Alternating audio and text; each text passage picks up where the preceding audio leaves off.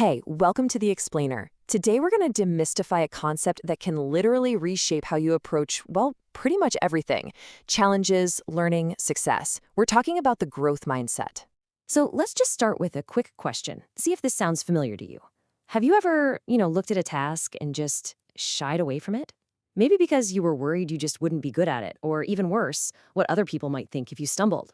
Yeah, if that feeling hits home, you are definitely not alone. A lot of us, and I mean a lot of us, can get stuck in what's called a fixed mindset.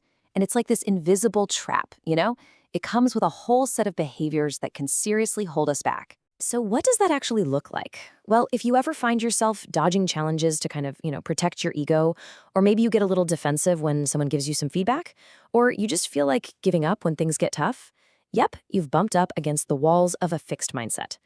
All of this comes from one core belief, that our smarts, our talents, are just things we're born with, set in stone. All right, so let's get into the good stuff. Let's talk about the powerful alternative to that trap.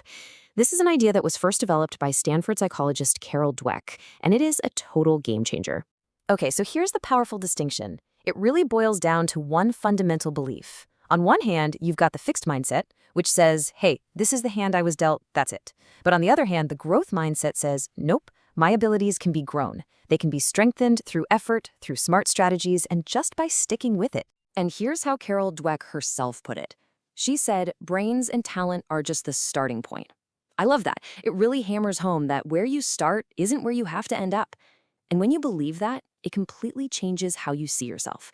It sparks this real love for learning and gives you a kind of resilience that's, well, it's absolutely essential for achieving anything great. And believe me, this idea didn't just stay in a lab at Stanford. It exploded. After her book came out in 2006, it took the world by storm. First, educators grabbed onto it. Then, in the 2010s, the corporate world was like, wait a second, this is huge for innovation. And now it's a cornerstone of how we think about personal development and psychology. But here's the thing. This isn't just some fluffy, feel-good mantra. It's actually rooted in the biology of our brains. So the big question is, why does this actually work on a physical level? The magic word here is neuroplasticity. For a long, long time, scientists thought our brains were pretty much done growing by the time we were kids. Well, it turns out that's completely wrong. Our brains are constantly changing. They're rewiring themselves, forming and strengthening new connections based on everything we do, everything we learn, every single day. So what does that mean? It means our brains are not fixed. It's scientific proof, which means yes, old dogs absolutely can learn new tricks. Think about that for a second.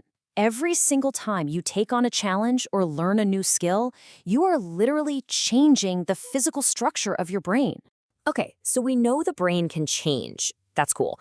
But how does shifting our mindset actually pay off in the real world? Like, what are the tangible benefits, especially when it comes to our jobs? Well, the impact on company culture is, honestly, it's staggering. Check this out. Research shows that in companies that really foster a growth mindset, employees are almost 50% more likely to say their coworkers are trustworthy. Why? Because they see each other as collaborators, not competition. And get this, they're a whopping 65% more likely to feel their company supports taking risks. And you know what that is? That's the absolute lifeblood of innovation. And the benefits don't just stop at the office door. They spill over into our personal lives, big time. We're talking about more resilience, better problem-solving skills. But what's really fascinating to me is the link to mental health. Studies show that people with a growth mindset actually report fewer psychological issues, things like depression, and even less burnout. That's huge. Okay, so the benefits are pretty clear, right? But here's the best part. This isn't something you either have or you don't. You can actively cultivate a growth mindset. You can build it day by day with some really practical actions. And look, the goal here isn't to be perfect. It's not about never having a fixed mindset thought ever again. Come on, we all have them. The real key is just to start noticing them and then choosing to embrace strategies that help you learn and improve over time. It's all about progress, not perfection. So let's talk toolkits. At work, you can start right away just by reframing how you handle your day-to-day. Instead of dreading feedback, go seek it out. Ask for it. Get curious. Ask those big, open-ended questions. And this one is huge. Reframe failure. A mistake isn't a verdict on your abilities. It's just data. It's a first attempt in learning. That's it. And you can flex this muscle outside of work too, in small, even playful ways. Try learning to juggle, or maybe just doodle. Cook a recipe you've never tried before. Even just taking a different route on your daily walk can help shake things up. These little acts of embracing what's new, they make it so much easier to handle the bigger changes when they inevitably come along. And this same idea is so powerful when it comes to fostering this mindset in other people, especially kids. Think about how we give praise. When we say, wow, you're so smart, we're praising an innate trait. And that can actually make kids afraid to try things where they might not look smart. But what if we praise the process? Saying something like, I'm so proud of how hard you worked on that, or I saw how much effort you put in. That reinforces the value of hard work, and that is what builds real, lasting confidence and resilience. So at the end of the day, the big takeaway here is not about becoming a master of this overnight. It's not about being perfect. It's really just about starting the journey.